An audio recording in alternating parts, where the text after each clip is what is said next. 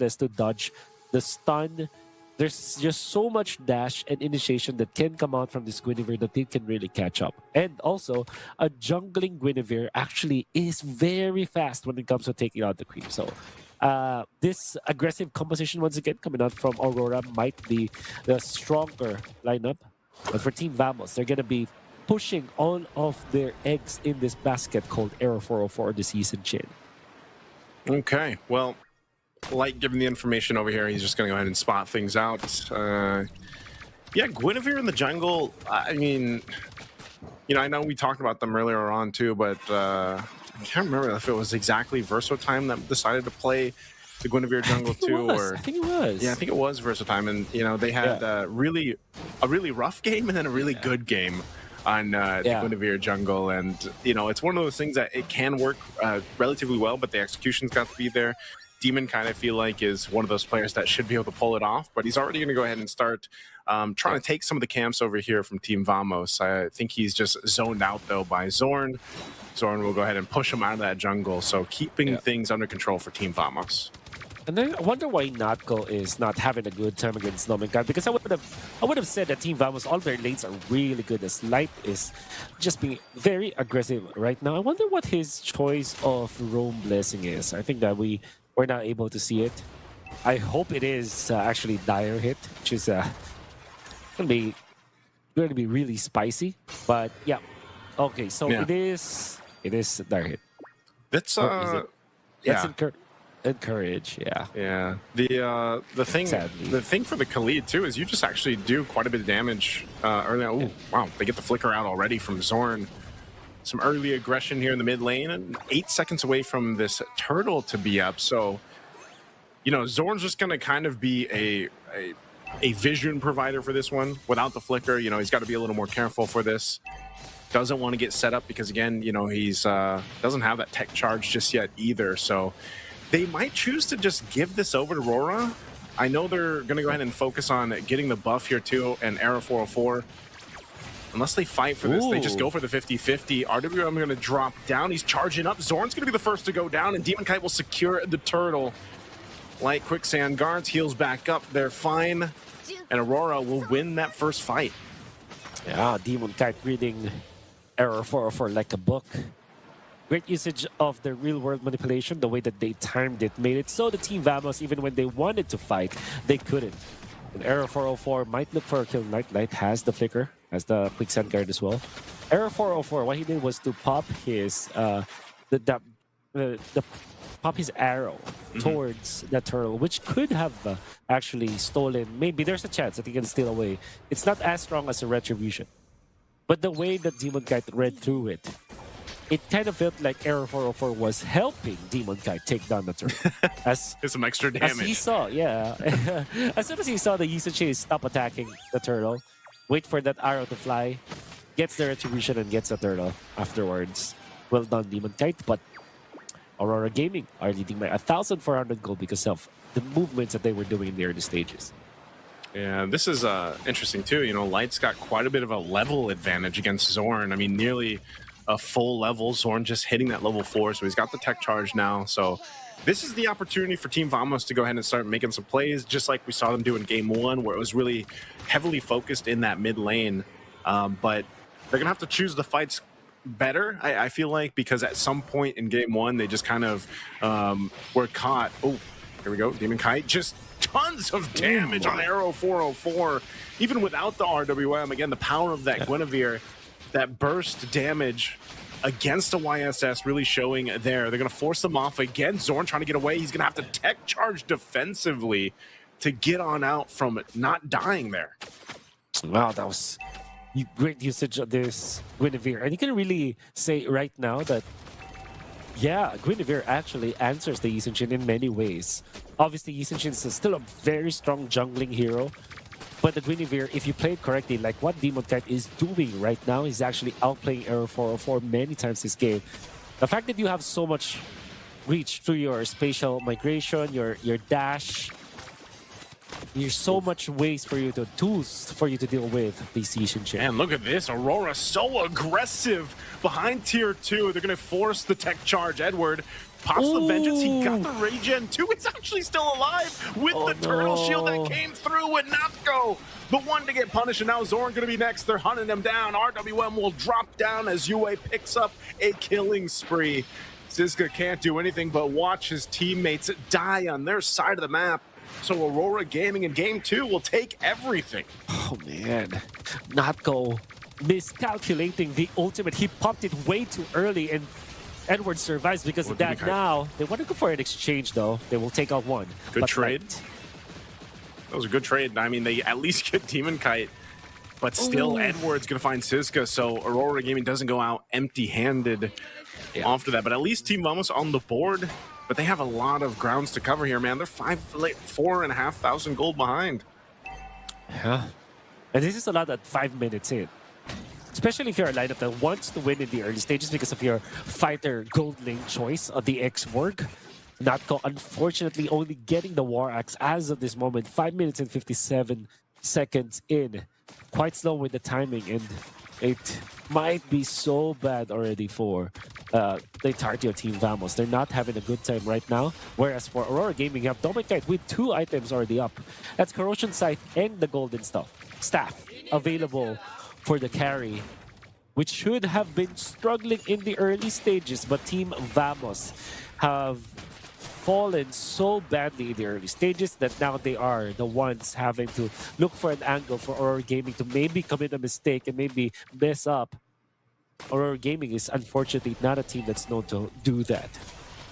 Yeah, the only time we've really seen them make big mistakes are when they go against their Kryptonite, man. And right now, that's not Team Vamos. So Aurora Gaming getting a position. Edward just going to take everything.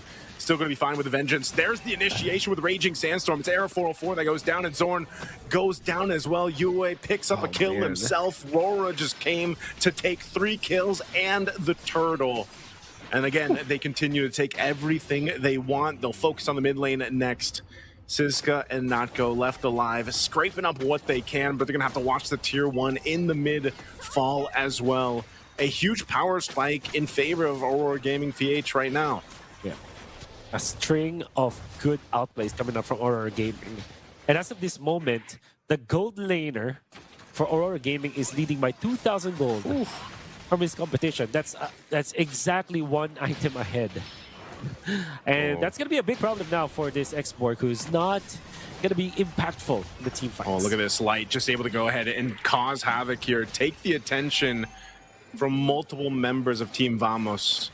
So still just putting that pressure on this side of the jungle. They'll go ahead and refocus on grabbing the buffs they need and resetting here. Lord's going to be up in about 1:10. So Team Vamos has time to go ahead and catch what they can. I mean, even so, I'm just wondering here, Wolf, like, do they have enough time to even get in a fighting position for the first Lord, or do they just have to give it away in hopes to defend against that first Lord push?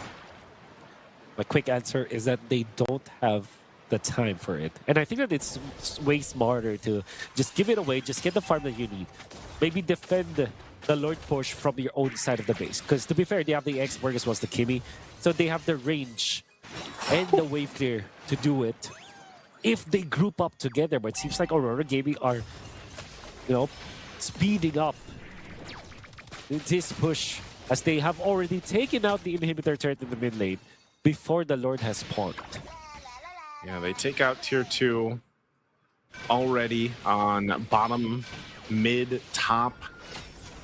Shields are going to be in jeopardy too here soon. 10 seconds away from that Lord, though, and Aurora Gaming still holding on to almost a 10,000 gold lead up at this point.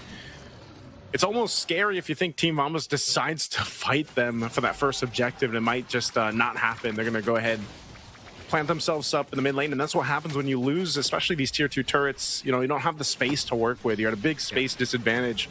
Zizka giving the information. Lord's going to be obliterated so quickly here by Aurora Gaming. And so they will go ahead and get ready to march towards these base turrets of Team Vamos. And that's one of the hard things about this composition, man. They have so many options to go ahead and start a fight if they want to and force Team Vamos to respond to them. And that's what Aurora Gaming PH is so good at doing.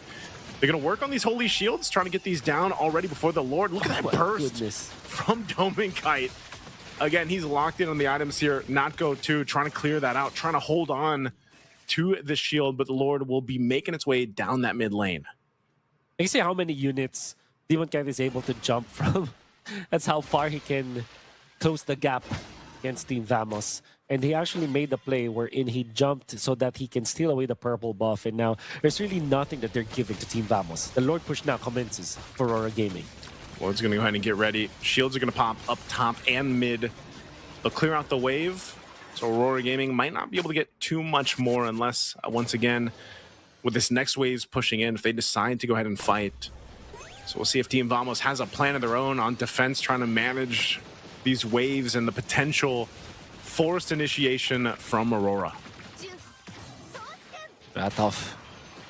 Big push coming down the bottom lane. 2 cards out there, but the defense is going to be there for Vamos. This is the strength of their composition. Error? Whoa, Error's going to get jumped on here. He went in from that backside. Now Edward going to go down, but they're going to trade it. Zorn for Edward for now. Yue dropping down. He's going to Divine Glaive. Ooh. He can't get Natko. So close, even with that burst on this Eve. But their next target is this top base turret. They're still going to be putting the pressure. Light leading the charge, trying to get the space that they need here. Natko now trying to go ahead and clear out that wave the best they can. It looks like so far, so good for Team Vamos. They're going to be able to maintain what they can here. Yeah, Natko survives again. Zivor of HP, Air 404 wants to defend. They have taken out Demon Kite, which for Team Vamos is already a big win. The fact that they have not lost any of their inhibitor turrets is sort of a good sign for Team Vamos, despite them losing a lot in the early stages of the game. Yeah, we did say that when it comes to the defense, they have the X-Borg, they have the Kimi, and then if you add in the Yi Sun-shin on top of that, they do have a lot of wave clear on their side. They have to do more though, but the punishes were good. We cannot deny the fact that Team Vamos have found the right openings to take on Edward as well as Demon Kite. Aurora Gaming, because of the lead that they have amassed in the first 11 minutes of the game, it's been that they're still comfortable despite losing core heroes from their side. Yeah, this is one of the things, you know, is their defense. Even if you're down, you know, 5,000+ gold, you're still in a potential to defend it. We've seen it happen before. It's just you really have to be kind of locked in on that defense and managing the waves, and that takes a certain amount of finesse for Team Vamos to pull off, being down how much they are here. So with Lord coming up, I'm wondering if they're actually going to go ahead and try to contest this. It might just be up to a point of, let's just try to make it happen. A Conceal is going to be used. Light does have an Immortality. He'll be able to spot out Zorn and Error 404. So they give the signal to start this Lord up here. It's going to be about half health. Light leading up that charge. A Mountain Shocker is going to be used. They're going to force Rora off of the Lord. So it goes for a bit of a reset, and they won't commit to it just yet. They know some of the resources are already down here over on Team Vamos. This might just be a bait play from Aurora Gaming. Again, Lord under half. Siska up front. Zorn, but Demon Kite's going to secure it. Light just on 3, able to go ahead and take everyone out with that Raging Sandstorm. And now Last and Standing going to be used too. Siska falls, just melted down. Demon Kite unleashed. And there's a huge tech charge though, but Zorn will die as well. Natko going to be charged down, chased down. Error 404 goes in with a last-ditch effort, but won't be able to kill anybody. Again, it's only Natko left alive, and Aurora Gaming seeing the sweep in close. They're going to charge in to the mid lane. Again, Natko trying to do what he can. Has some shields, has some armor, but it's not enough. They'll wipe out Team Vamos, and Aurora Gaming Philippines will take the series in a sweep. Just like in the previous game, it was just Natko